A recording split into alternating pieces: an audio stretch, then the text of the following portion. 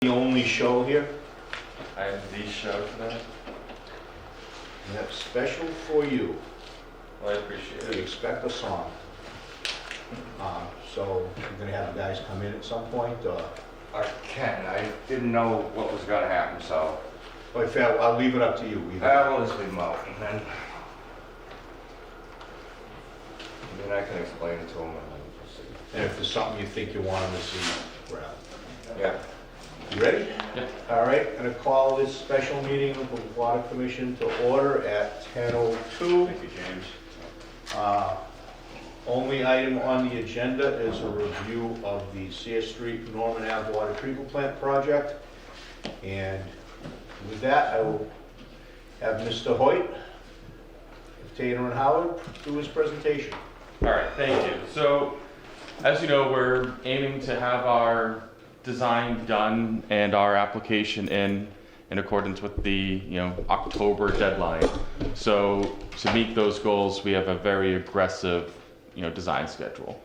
So as you know, you previously have funded the engineering, and we've had the survey completed, the wetlands investigation and flagging completed, and we're moving forward with our preliminary design. And so what I have today is just a number of decisions we're at the point where we need to start making. So there's one decision here. I'm going to ask if you're comfortable we can make the decision today. The others we expect you may need to take some time with, and we can have a follow-up discussion on any of them as needed as you kind of digest the numbers. But we're getting to the point where we need to start making these decisions and proceed into the actual design. So I guess with that, we'll get into the agenda. So the first item is just to kind of remind you what we previously talked about in terms of building discussions. We have walked the site with Wayne, then subsequently did the survey, and things came back, as expected. And so the first kind of attachment, if you will, is the C3 figure. And it shows just our preliminary sketch of what the site could look like. And that's that first 11 by 17 in the package. So for those of you familiar with the site, it's on that kind of plateau between where wells 4 and 5 are and where station for wells 1A and 1B, or 1 and 2, depending who you ask. But the intent is to put the treatment plant building up there. And this will allow us to use some of the piping that's already in the ground for our connection. So our two challenges really are, how do we get the water from the wells to our treatment plant, and then how is the water getting from the treatment plant into the system? So currently the wells come together and go down the driveway and all the way out to the about where the corner store is. Yeah. That's where it connects into the system. We are planning to utilize that line because it gives us the contact time we need for 4-log credits. So that's kind of decision one that's we've already made. And the intent there is to connect just after where the corrosion control building is, right out here in the driveway. That was some flexibility that the water department asked, was if something were to ever go down, being able to use the old control building in the future was flexibility, and that was easy to accommodate. So that's kind of what we're showing now. And then in terms of wells 4 and 5, you can see we're kind of grabbing them outside the wells and bringing that raw water over, and that's also where ultimately the water from Norman will come from. And so you're going to see here, we're currently showing no lagoons, and that's something we can talk about if you love the lagoons you have over at Manly, but most people do not. So we're intending to in this particular plant eliminate the lagoons, and we'll go into that a little bit more as I go through the process, but just pointing out, you won't see any lagoons on this drawing. So then I guess the next design consideration we wanted to go over was the potential for aeration towers. So Manly, as you know, does not have aeration towers, but when we piloted this one, we did some additional trial runs during the pilot to see, what would be the potential benefits of aeration, and we also, looking forward a little bit, we also looked at the potential to recycle our backwash water. So those were two things that we did in the pilot just to kind of get a feel for. So aeration towers, you'll see I have a summary right here in there, but the second large sheet is kind of our cost benefit analysis. And, just to, kind of show what you're looking at here. So on the left is the gray, these are the inputs. These are the things we put into our analysis. Anything that's highlighted yellow is an assumption we had to make for our analysis. Then the blue is, the calculation, it's the brains behind the spreadsheet. And then green ultimately is what it pumps out. And so based on all of the, the assumptions we've laid out here and the costs, that's all kind of summarized up here and under item 2.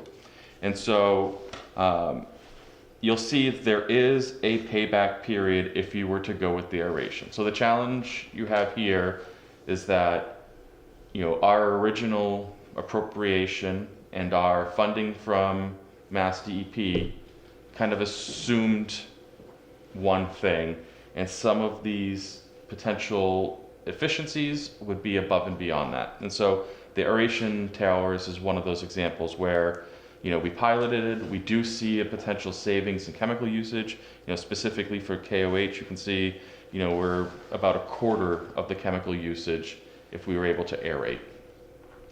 And so that has a payback period of just under 10 years.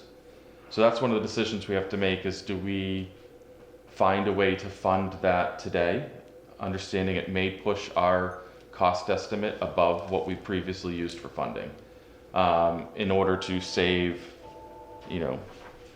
some operating costs down the line. What did you base the cost savings on the KOH? Was that present pay numbers, or did you escalate them? No, I think that's, Wayne, I think we reached out and got some cost info from Wayne, and I believe that's what you're paying currently, right? Yeah. So we did not escalate that. So your, payback period, could become shorter if you Let's take say into the account. The savings should be, because the price of KOH is not Yeah, going to stay the right. same. When I look back through a year, I can see a delivery is anywhere between 21,000, and it depends upon how much is in the tank, but they're usually close to 25,000.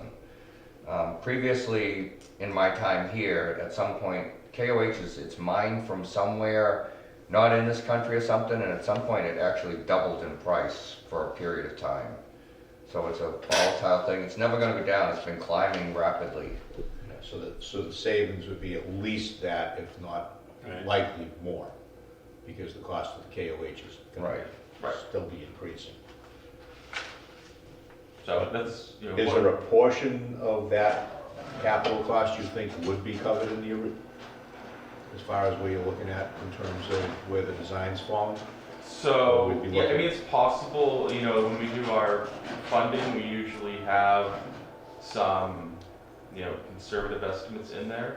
So it's possible that as we, sharpen our pencils on other costs, that, or we dip into contingency.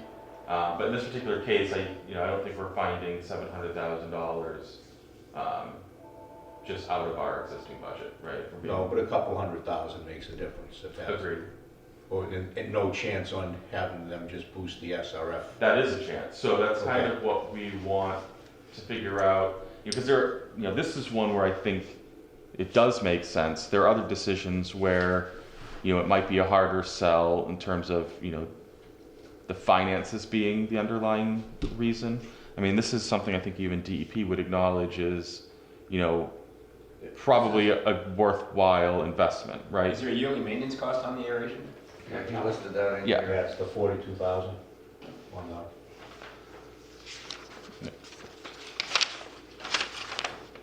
So we're basically saving a little over 20 Yeah. grand a year in O&M. Yep.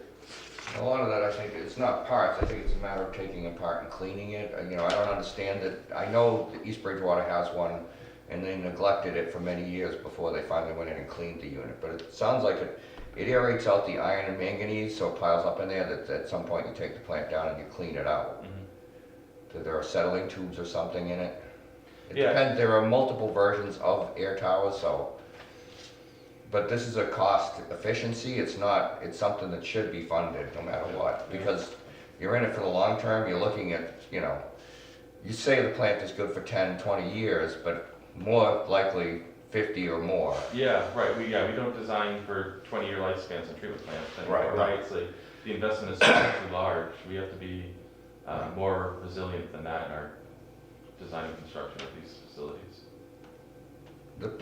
Hopefully the SRF, because it would take a special town meeting to go back to refund it. Right. So I think that's part of, you know, the equation here is going through all of these items, coming up with our new, you know, preliminary cost estimate of everything. And, you know, there's some numbers we'll throw around later too, but, and then going to SRF and seeing what the process with them, you know, essentially we would ask them for some supplemental, you know, funding. It would most likely come in the form of loan.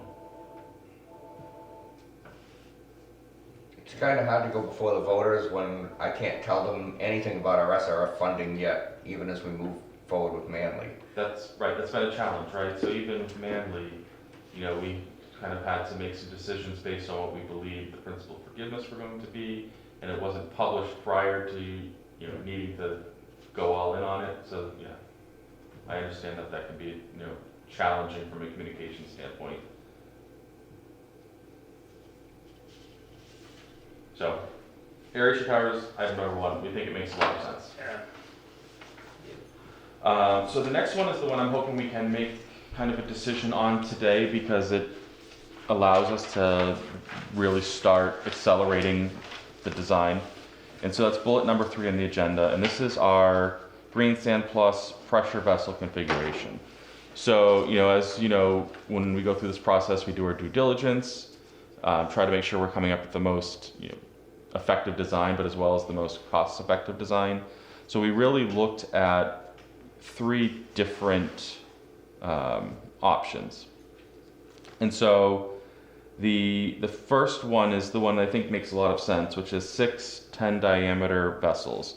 And this is, you know, these vessels would be very similar to the setup that you have over at Manly. They're the same size. It'd be, you know, very easy from an operational standpoint for the people who are, you know, familiar with operating that plant to operate this one.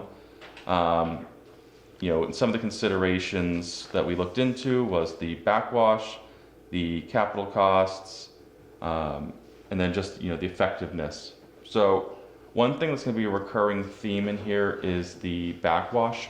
So the way it works at Manly is when you're backwashing those filters, you're using treated water to provide the water you're using for backwashing. This works for a lot of communities and a lot of configurations, but I think it's generally, you know, preferred usually on the operator side to have dedicated backwash makeup. And so we're going to get into the pros and cons of that, but just in terms of the configuration, some of them lend themselves better to, you know, pulling back from the system than others. And so this first option, 6 10-foot diameter vessels, this is the maximum flexibility in terms of allowing for backwash, meeting our forward processing needs. So you can see this one has an estimated vessel cost. This is just, we're talking equipment at this time, you know, proposals we got, you know, from vendors specific for this project. In this case, it's, you know, $1.8 million, which is in line with the, you know, the cost estimates that we have done through, you know, the various funding steps. Another one we looked at, I would say more just to make sure we weren't missing a cost efficiency option, were horizontal filters.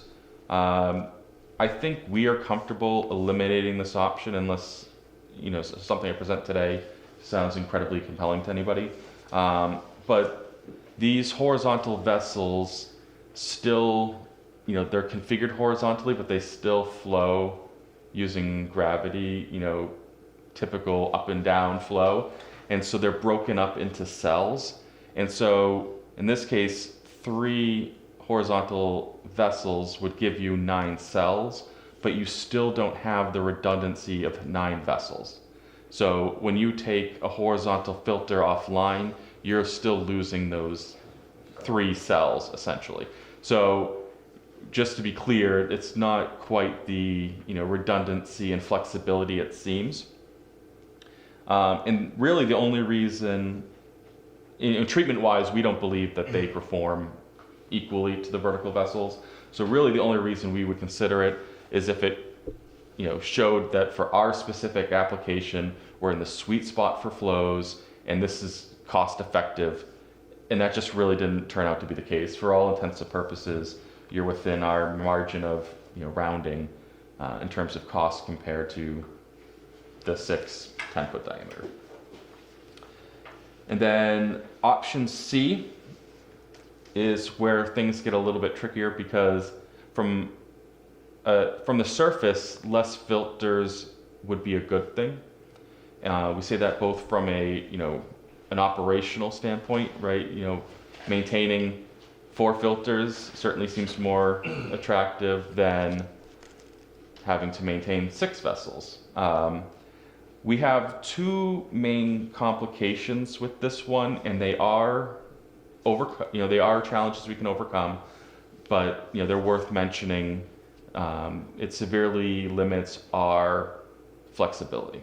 So we're looking at flexibility both for forward flow and backwash flow. So in this particular case, in terms of forward flow, we've had a lot of conversations about what are we designing this treatment plant for. And so we are designing this treatment plant for 1.8 MGD. So just as a kind of a reminder, and for people who may not have been attending that particular meeting, this allows us to handle all of the wells on this side of town and provide up to our maximum day demand with the other treatment plant offline. So this treatment plant really could run the show for an extended period of time if it needed to. That being said, we know that the other treatment plant also has iron and manganese treatment. That particular capability is hopefully being improved as part of the PFAS project that's happening.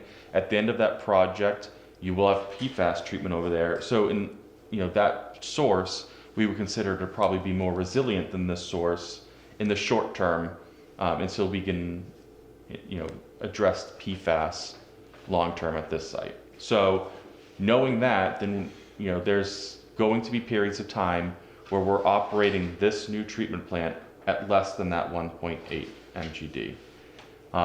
So I know we're always designing these filters based on like a maximum loading rate, meaning like how much can you push through this before your treatment drops off, but they actually do have a minimum that they like as well.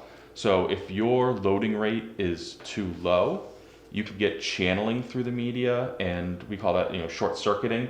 In other words, you could have reduced treatment even at low flows.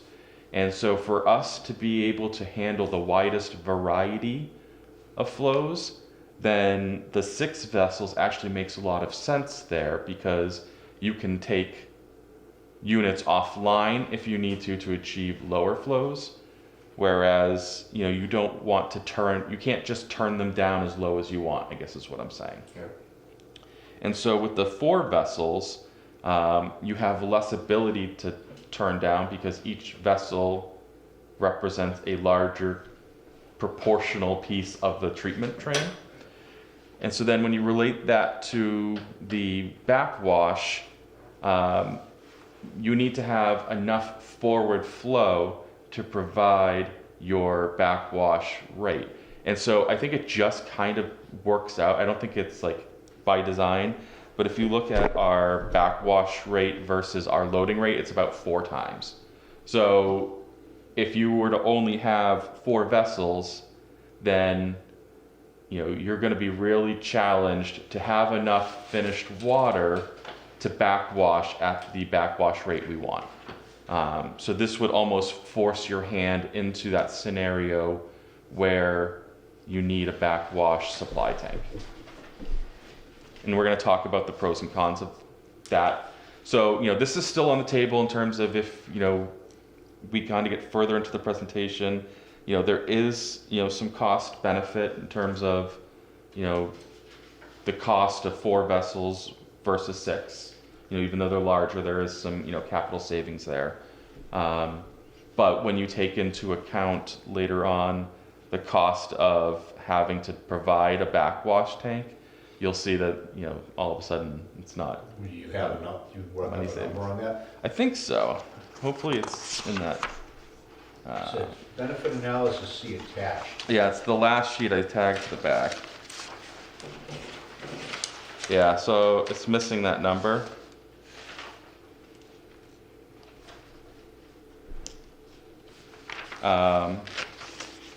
Yeah.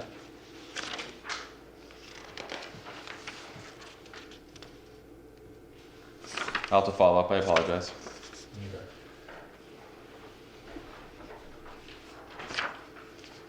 So anyway, so that one kind of forced you into the backwash tank, which is something that, we think might be, a substantial cost.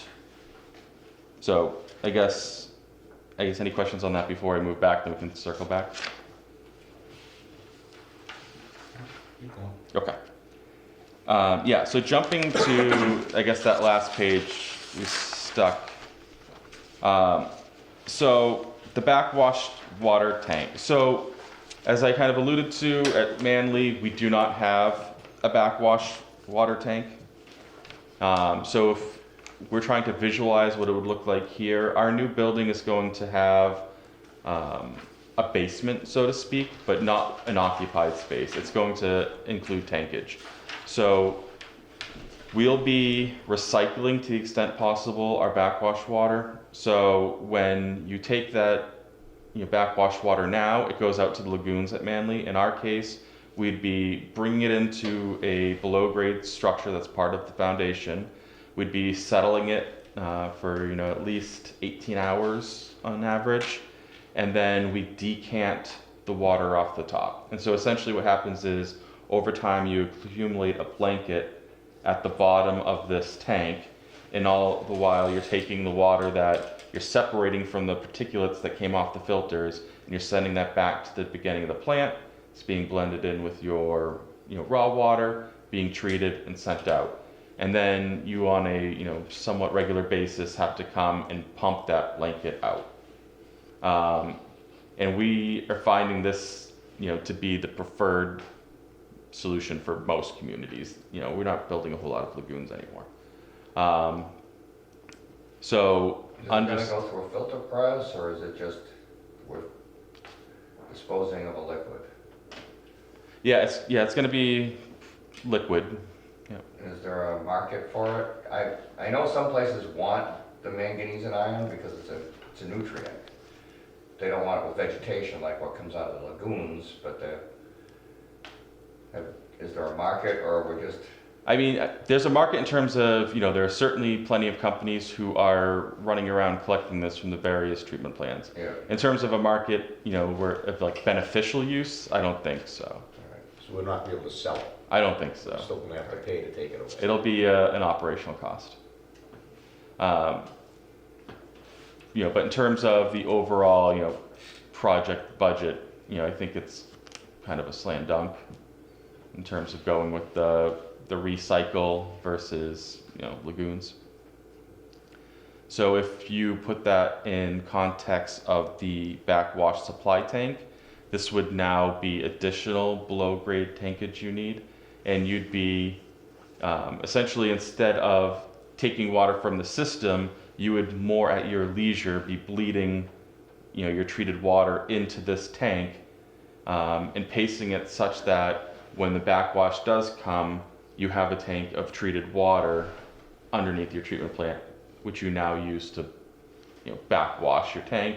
Then it goes into the decant, gets recycled back to the front of the plant, and you don't have to use all of your filters running to offset that usage. So, All that fits under the building we're already talking about, or we have to increase the building to get enough space underneath for both the So it would- decant area and the backwash tank? yeah, so it'll fit under there, but it's cost. So, we don't need those tanks underneath the building, structurally speaking.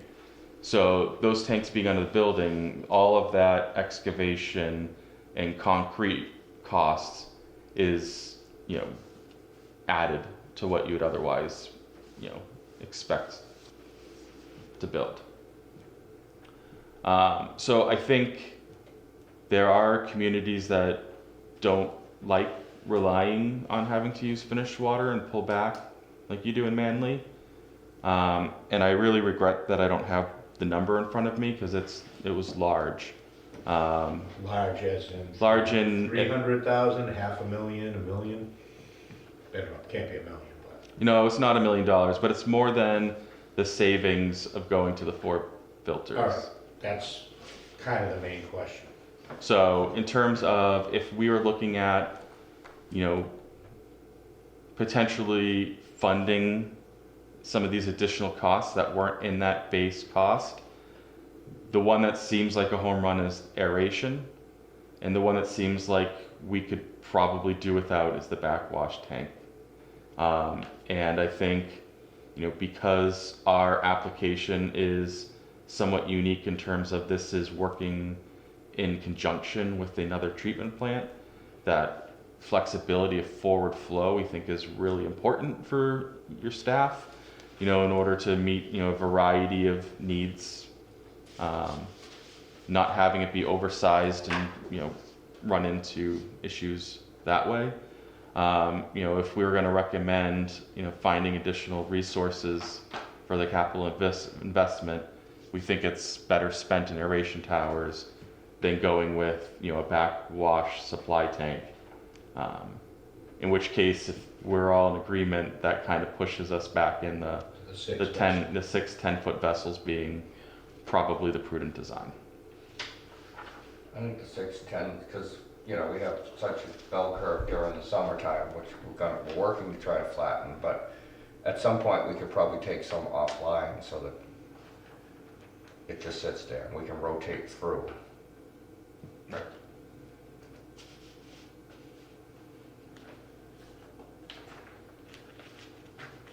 Yeah, there doesn't seem to be enough of advantage, if it's mostly disadvantage, going to the 4 vessels, realistically. And particularly if now, it looks like, yeah, it saved 300 grand, but if it's gonna cost more than that, we have to have the backwash tank to make it, otherwise we'd have to basically take the plant offline to recover backwash and filter. Yeah. The other thing is we're in a residential area too, so that if you start drawing 1,000 gallons a minute from the system, you're gonna have this wish-wash going on in the piping. Yeah, we can keep everything more consistent, even Right. doing it with your treated water. Right. Yeah, so unless we think the added operational flexibility on the backwash side is worth an investment of, say, $500,000, then maybe if you're gonna go with the backwash tank anyway, then maybe you rethink the 4 vessels. But what I can do is when I get back to the office, I can email you guys the cost of that. But even if we went with the 412s, you'd still probably recommend the aeration towers, correct? Or do you think Yes. that is so, Yeah. it's not like we're taking it out of one, but we'd save add more to that for the backwash, but would save the aeration. If we're still gonna do the towers, we're not saving anything either way, it's just which one Yeah, works right. better. Yeah, so essentially you're right, exactly how you're describing it is how I would describe it, because, taking out the aeration is just hurting you years 11 through 50, right? When everything gets more and more expensive. Right. And do you see any advantage? You're the one who deals with the So plant at Manly every day, and Right. The 6, so when Manly backwashes, it's pitch black when it comes out of there. The first time I ever saw it, I thought it was blowing the meteor out, and it's not. So there's that much manganese there. And it's not as bad here, but there's the same here. The 6 vessels is better because when we slow down during our non-peak periods, you can take a couple of them offline and then start shuffling through them. So you're adding a little life to the plant instead of. So is that what you're looking for as a today answer? So so what we need to do is start laying out the building, nailing down the building size, because that's gonna be the number one thing that's gonna allow me to come in here confidently with a cost estimate, to say this is where we're at, this is what we need to go to our SRF and tell them, is our shortfall in the current funding. And the building size will differ, based on 2 things. 1, the number and size of these vessels, and then 2, PFAS, which is, part 2 of my discussion when we're ready for that. So the 6 vessels and the aeration tower, I think I'm good with, but it's just that the backwash tank is something that, do we need an answer on that today, or can we? I mean, So if you go with the 6 vessels. We don't need the backwash tank. Right, We I don't thought need that's, backwash maybe tank I on the missed 6 something, vessels. but I thought we didn't need it if we. so you wouldn't need it. It would just be for operation. It would just be to make life easier. And the difference between the cost is it's not 400, it's 360,000. Yeah. No, what do you say, if it would be $500,000 for the backwash tank, that's, because you're talking all the other pumps, all the electrical, everything else going along with it. Yeah. That's Well, and good. it's maintenance, right? So you're gonna have Yeah, pumps. right. You're gonna have probably automated valves in order so that he can set his rates at how quickly he wants to fill that. And the real benefit is you're bleeding finished water into this tank for when you need it, as opposed to essentially taking your plant offline while you're backwashing. Wouldn't be enough volume in the decant from the regular system to drop that into a separate tank and use that for backwash? Right, because that's going to be on this kind of fill draw Yeah, so we're not pattern gonna have, where we need adequate time for settling. Yeah, so we can't also then use that for our backwash supply. and is there an advantage with one or the other over the PFAS? Potentially what we have to do there, as far as the 6 versus 4? I don't believe so. It's a wash. Would you like to make a motion that we authorize Tater and Howard to go forward with 6 the tanks on vessel the aeration layout tower. and the aeration tower? I would make that motion, yep. I will second it. All in favor? Aye. We won't ask Dylan. All right, shoot up a quick text just to get that cost for you on backwash, and then we can circle back to it. And if it comes back as 50,000, we might have to revisit that Right. goal. But I kind of doubt it. I'm not happy with that. But that arrangement, the Yeah, no, tower, the air towers make sense, that's an operational cost, it'll be forever forward. yeah.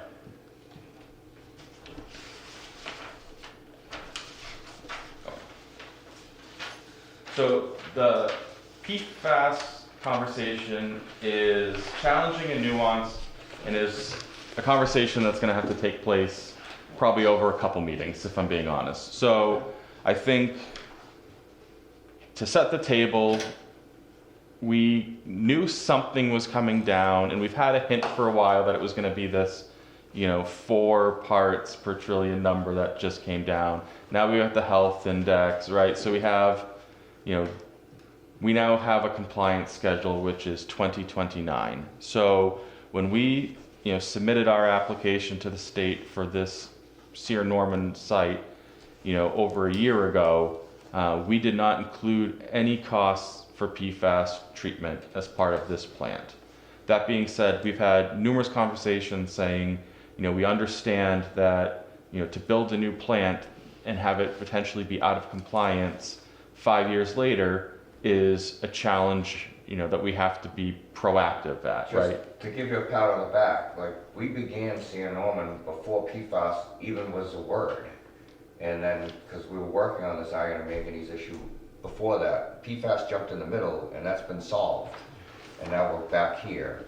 Yeah, PFAS wasn't even thought of in the beginning of this, and they, you know, they jumped in and kept going on this and jumped in and solved that. So there's a lot of work that occurred in a short period of time.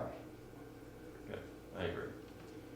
It's So, actually worse than the 5 years, because when, I mean, best case, seeing Norman, when would construction be done and ready to put the plant online? yeah, so less than 5 years, right? Because we need to have our permits and everything in place this October, and we want to bid as early in the year as we can.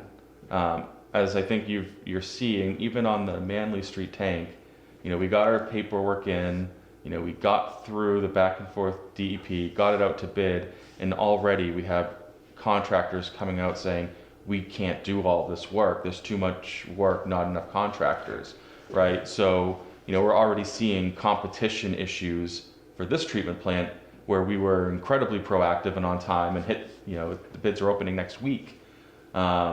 And, you know, we have, you know, big contractors saying we don't have staff available to price this for you. We don't have crews ready to do the work. So, you know, that's a big concern for us, you know, if we're projecting out a year from now on this project, right? We want to be opening, if we can, even earlier than we did for the PFAS project, which is May. So we're talking, you know, best case scenario, opening bids early 2025, and it's not going to be complete in one summer. So, you know, it's probably going online sometime in 2026. Yeah.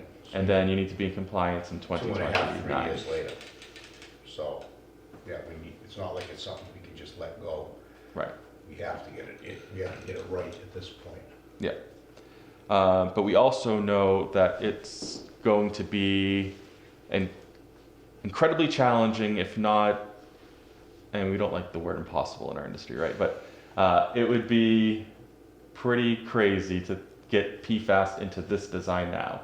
And there are a couple reasons. One is like lack of funding. You know, we would need to appropriate those funds, and I believe your town meeting is Monday, right? And you know, and it's not part of our current SRF funding.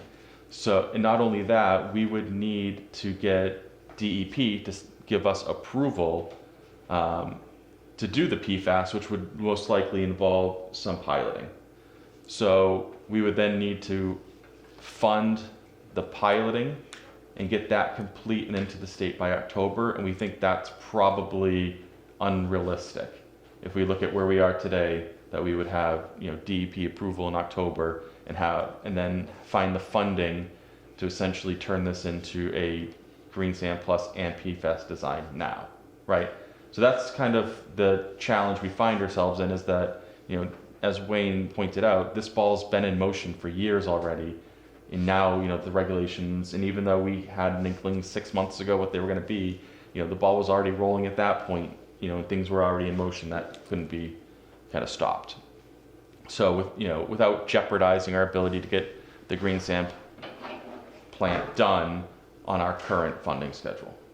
So then it's a matter of, you know, what capital investments, I guess, which one of these options we think makes sense for us to start flushing out and pricing out and getting you some, you know, information on. So option one is a building extension. And so just to reiterate, so these are looking at how do we add PFAS in the most cost-effective way, and what can we do today in our design to make sure that we are helping ourselves when PFAS does happen, right? So option one is just a building expansion.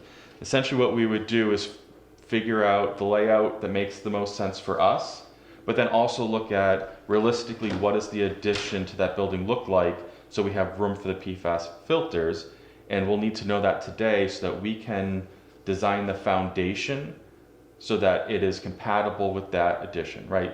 So we don't want to now have this come back, dig up next to it, worry about supportive excavation, worry about beefing up the existing foundation. So we would design this foundation so that later we can do an addition, right? So that's, we think, probably the bare minimum we should be doing, knowing that PFAS is coming, right?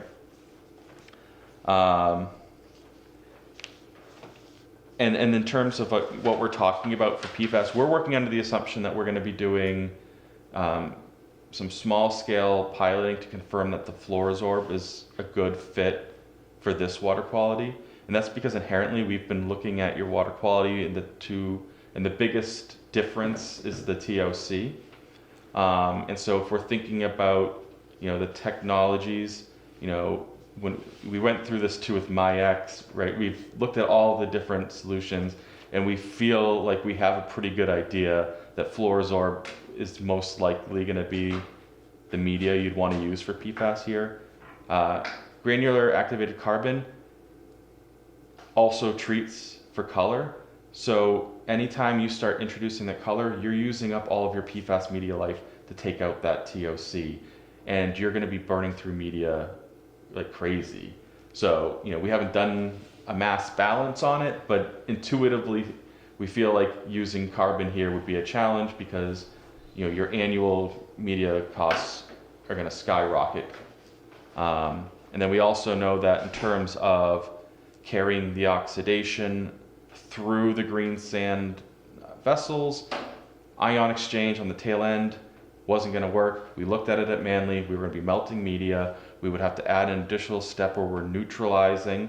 That interrupts our 4-log treatment, right? So, all of the analysis we've done for Manly is benefiting us now and allowing us to say, we think it's going to be an easy sell to DEP, that Fluorosorb, unless something happens with this short-term project over there where the media life is trending shorter than all the empirical, analysis we've done, there's no reason to think that that's not the starting point for a pilot here. So just, when we're going through here, we're thinking it's going to be, similar to the PFAS project we're doing at Manly over here.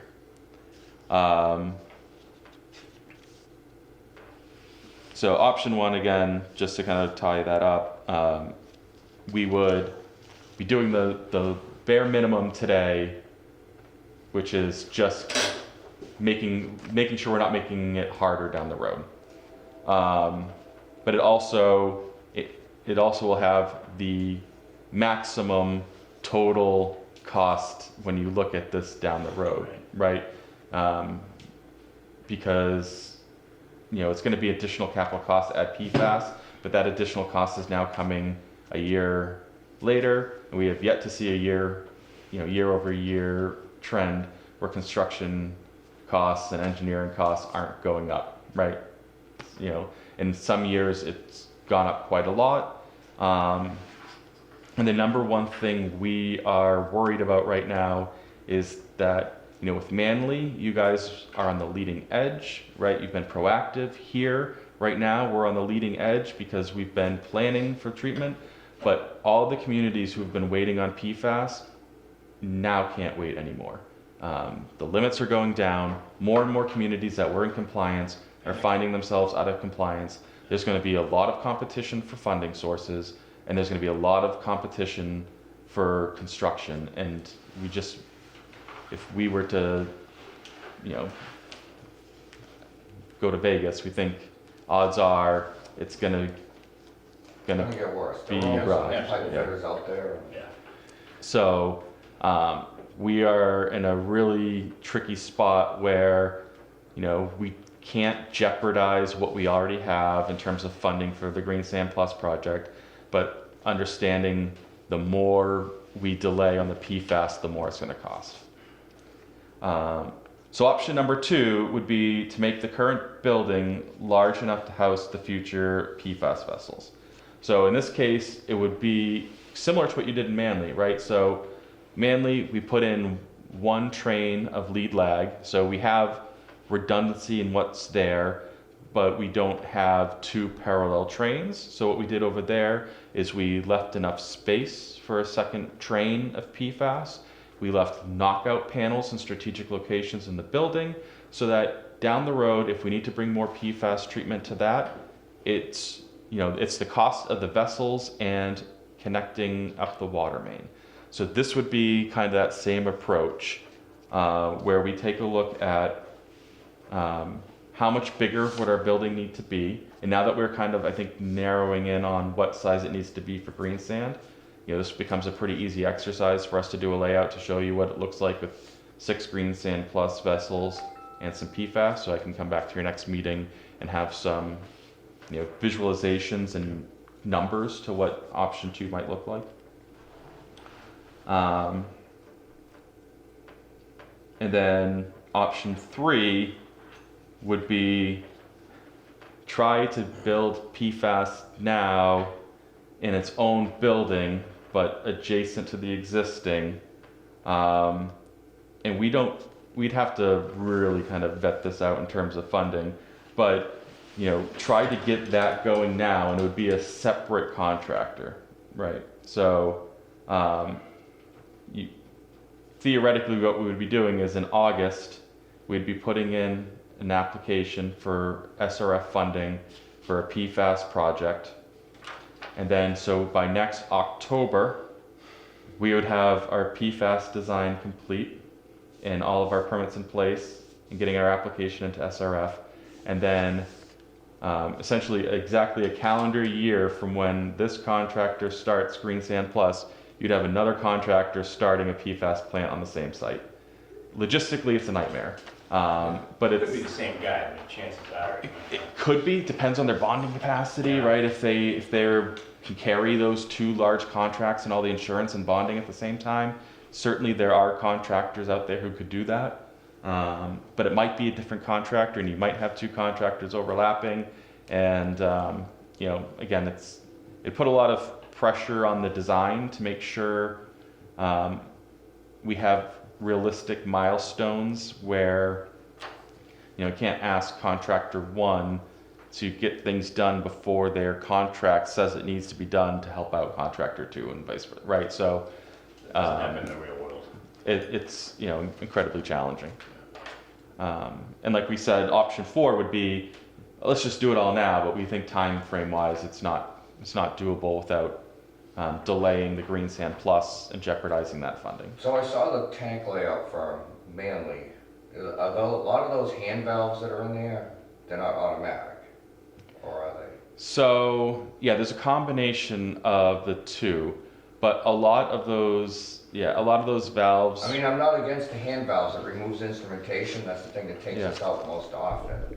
But I mean, if you were going to do a separate building, it requires a lot less, because if it's hand valves when you're cycling between tanks, which you're not going to do very often anyways, then you don't have as much instrumentation, and it's not as construction invasive, or Yeah. I don't know what I'm trying to say there, but Yeah, no, I understand. So those valves there are hand valves because they're not going to be used frequently, right?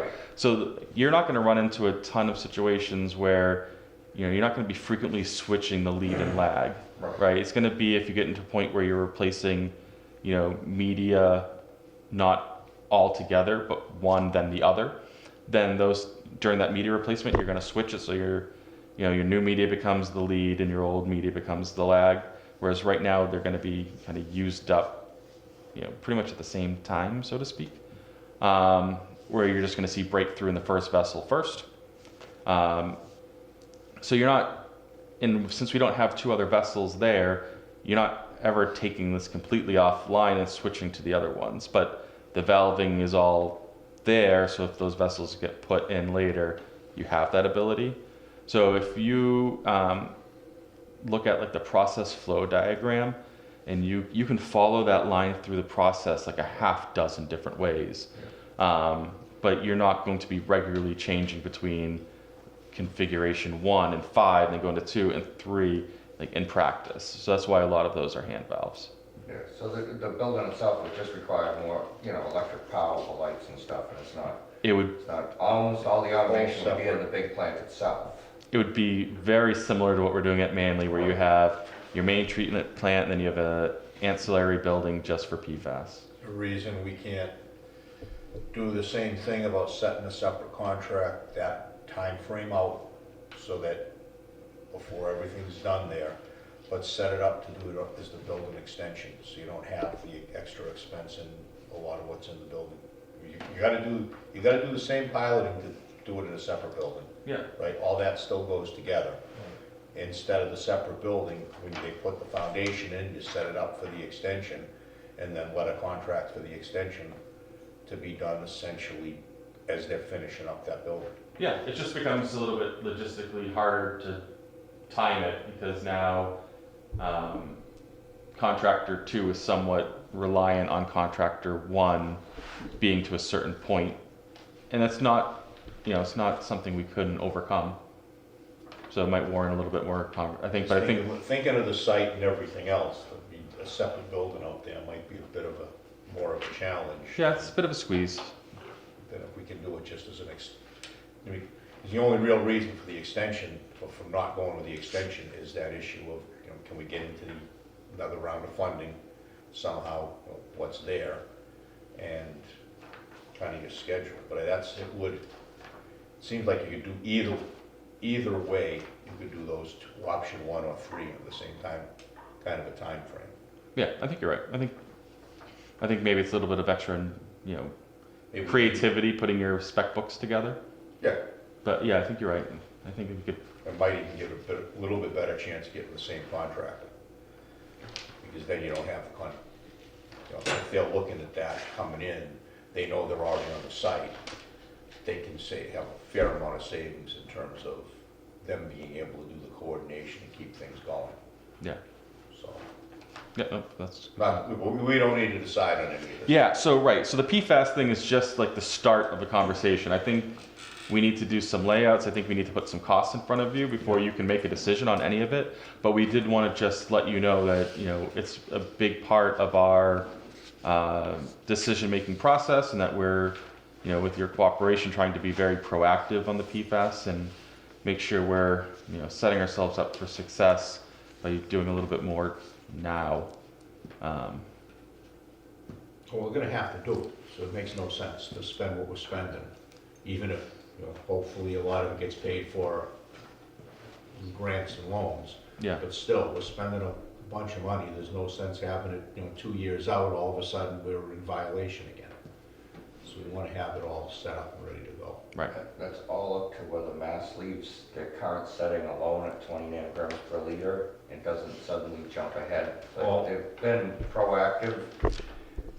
Maybe at this point they're catching on because I've got residents calling DEP now complaining. It's like, Yeah, and we'll continue to keep an eye out for other, funding opportunities. I know, Wayne tries as well. So if there are other sources of funding separate from SRF that could change that certainly help us change the timeframe and, be more aggressive if we need to be. But I think something we're going to start to look into now is nailing down what we think the piling needs to look like, because, that's something we need to, and I know the timing of this is impeccable, but, we're going to need to try to find funding for the pilot, ASAP now. And that's not something that I think was in, the numbers we discussed prior to, your funding for this year. So, that's going to be another challenge for us to, there is a rolling process, rolling application for SRF, which is a 0% loan for piloting, but it does require an appropriation. So that, I know that puts you in a position where you probably need a special, town meeting, and you can't do it right on the back of annual town meeting. So there's some, logistical challenges that creates for, the board and the water department. But we'll start to at least We can come up with the numbers, what we have to start looking for, and Yeah. plan on it. There's always gonna be a special town meeting, so we'll come up with it.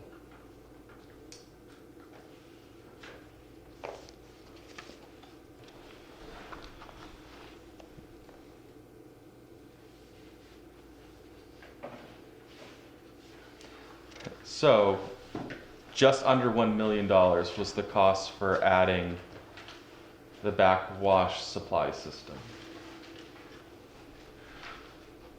So I think kind of aligns. That's a pretty good out, Yeah. because that's not even, I mean, we're only saving 200. three, again, Yeah, 300. well, about roughly 300 grand Yeah. to go to that 412s. That's not reasonable. And we're adding cost in on the aeration system too, but that buys us more. Doesn't take TOC out though, right? You won't reduce the TOC through the aeration tower at all, or will it? Yeah, that's a good question. I'm not sure.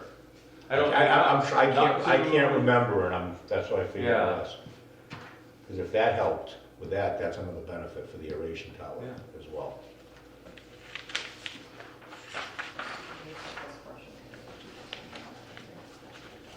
Yeah, exactly. But now we're gonna have to re-pump all the water to get it through, because the aeration tower is going to a tank. And we'll have to re-pump the water pressure from the, Yeah, which means we won't have to replace all of our well pumps. So it's kind of a trading cost. because we were gonna have to replace those to go through the filters anyway. Okay. Yep.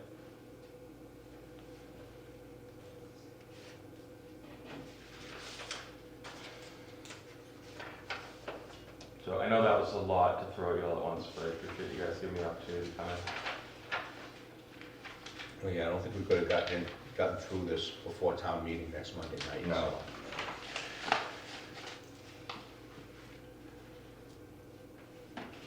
So now we're talking, so on your D1 now, we're talking about basically what's here except removing the backwash tank, correct? Yeah. And that'd be our current.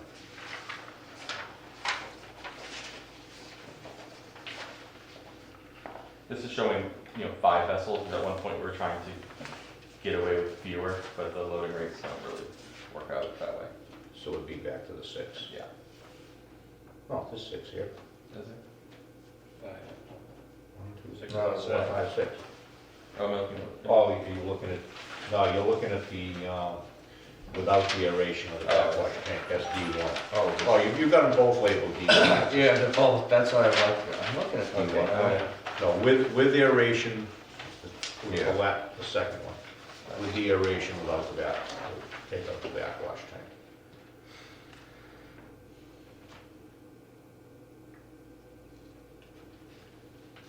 No progress. And we have the bid opening now coming up. Wednesday. Wednesday. Yeah. And just to be completely honest, the electrical came in high because we only got one bid. So it doesn't mean that the general come in high, but it means they're all carrying a higher electrical cost than what we would have How much pictured. more what your estimate was? Yeah, I mean, I think we were thinking 200,000, it came in at 440.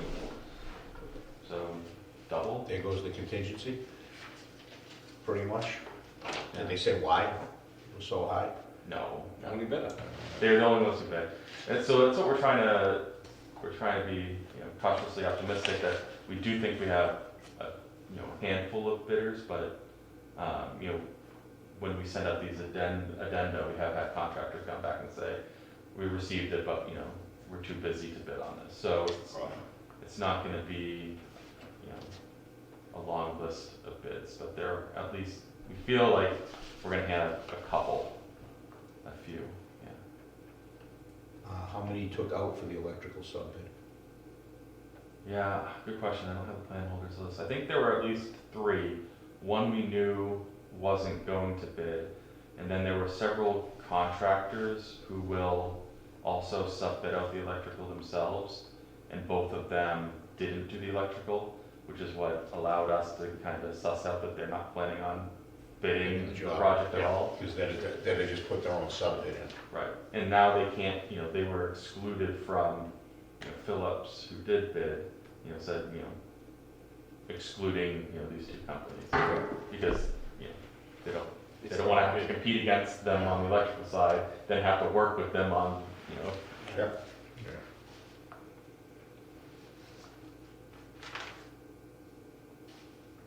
How much contingency do we have built in on that? 20%.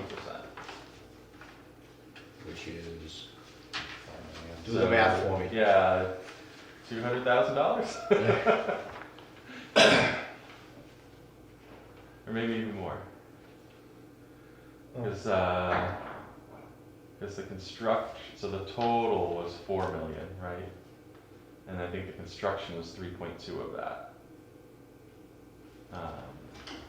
So if we didn't have to give up any of the contingency during design, it would have been, you know, closer to 20%, 640 for 3.2 million. Yeah. So we're already giving back 200 for the electrical, so it leaves us 4, and we don't even put a shovel in the ground. Yeah, and then that's if we didn't drop it to 10 or 15% because our costs went up during design. Yeah. Can you set a number at that electrical, at 200, and then see what comes in afterwards? So Like- during award, you know, we can negotiate scope. You know, if there are things we want to pull out, we can. But that's kind of our only avenue, is if there's like discrete scope, you know, that we're not moving forward with. But, you know, it's a lump sum number, so at this point we don't know where that is. Yeah, there's no way to tell what you're really getting the value of cutting out either. Yeah, and it could, you know, could be that our estimate was low, or it could be that they knew competition was low. That's what it is, and then the 200. Yeah, if they know it's basically them, there's no incentive to knock the number down. But still, that's more than double. That's a, Yeah. There's not that much in that building either. It's no, That right. basically running feeders to a sub panel out there and lights. Yep, and here. So at least you saved on the bathrooms. Yeah, I mean, that's gonna end up being big. yeah, that'll save us one light. It saved us a light, it saved us an exhaust Switch. fan. Every little helps. Well, and it's a whole sub-bid category that, you know, Right? Yeah, we need the plumbing sub bid now, right? Yeah. So, and if there was only one plumber going after it, they can. but that wasn't in your original estimate. No, either. that would have all been So, extra. Yeah. So we'll shut it down again.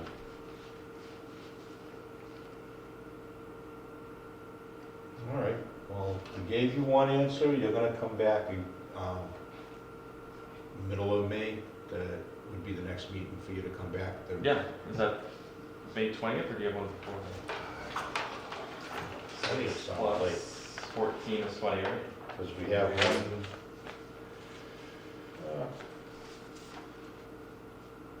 You know, it sounds far away now, but we know Yeah, how these 20th. months fly. I'm sure it'll feel like tomorrow. yeah, 20th, Okay, yep, so I'll be back then. unless, And then I that's can have not, some numbers that's on not it. another Monday holiday, is it? No. Okay, so it'll be the Monday.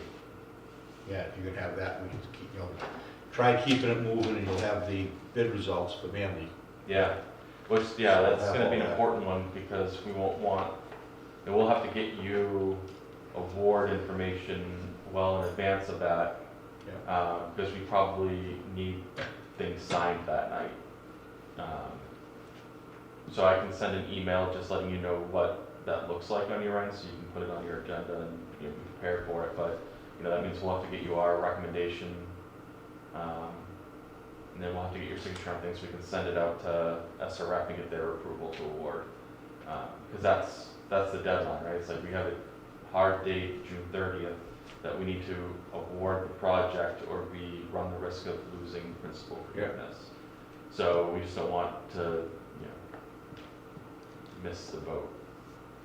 And we certainly don't want to, you know, be late getting into DEP and just have to cross our fingers that they process it in time. So we'll do what we need to do to get you what you need prior to Yeah. the May 20th meeting. Well, if it's given principal forgiveness, that's worth huge, Yeah, so. big deal.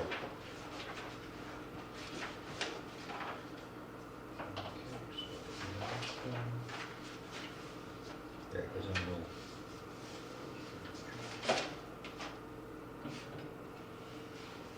Right, what else do you have for us, anything?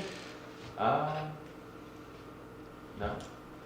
Is there anything else you'd like me to have? Well, no, just curious, is there anything else, that you can think of for either that, Manly, or from this, for us to be thinking about, or we good? No, I mean, we're, cranking away, Wayne, we're probably gonna keep bugging you for things as it comes up.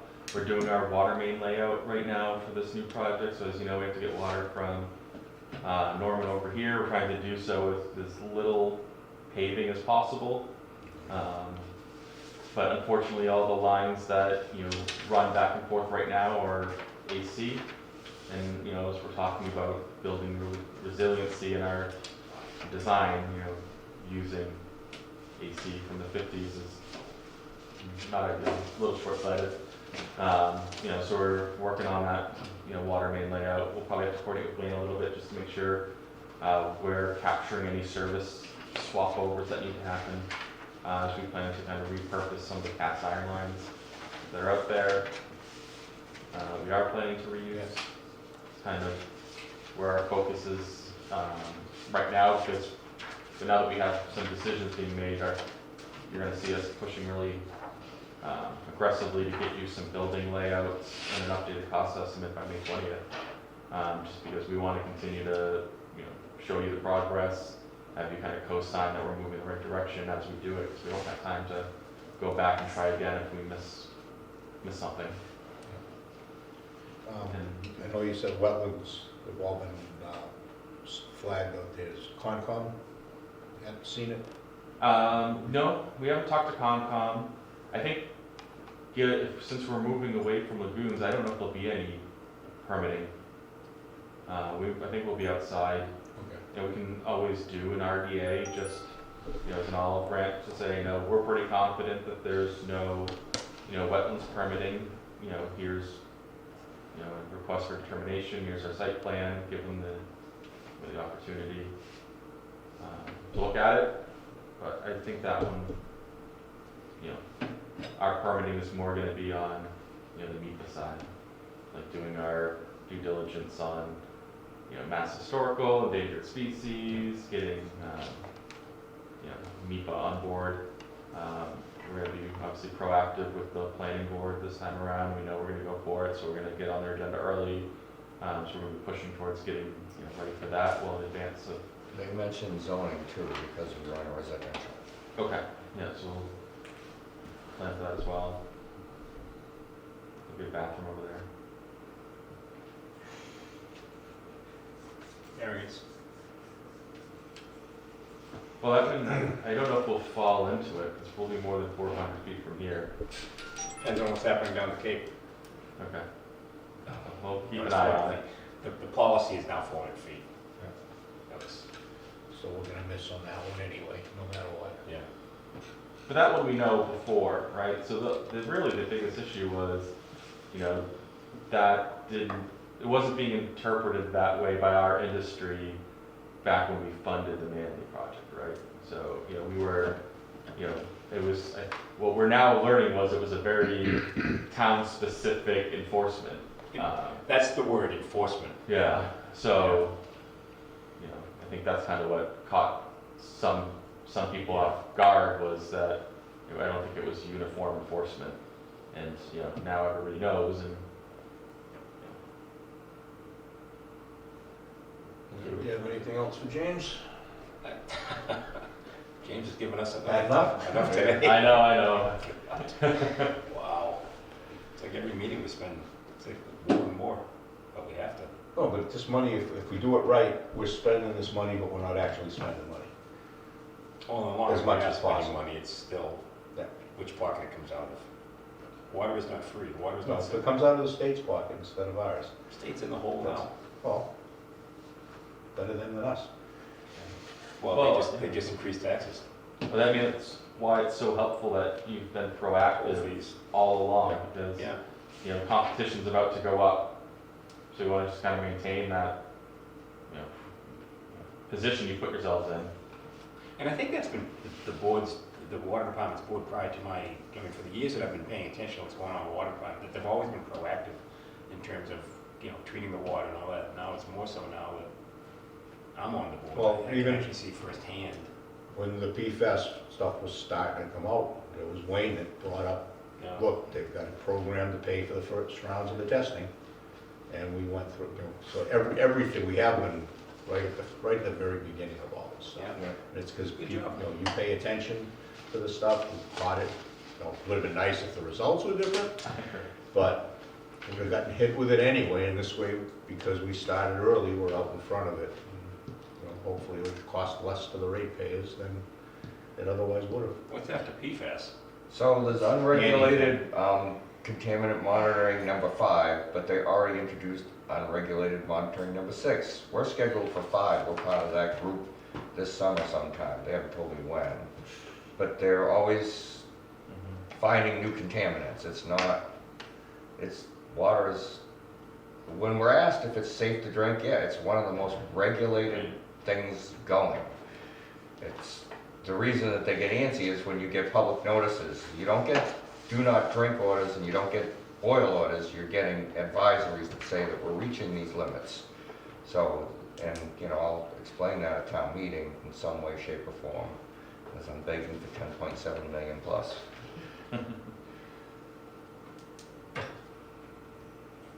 You have anything else for him? Nobody? No.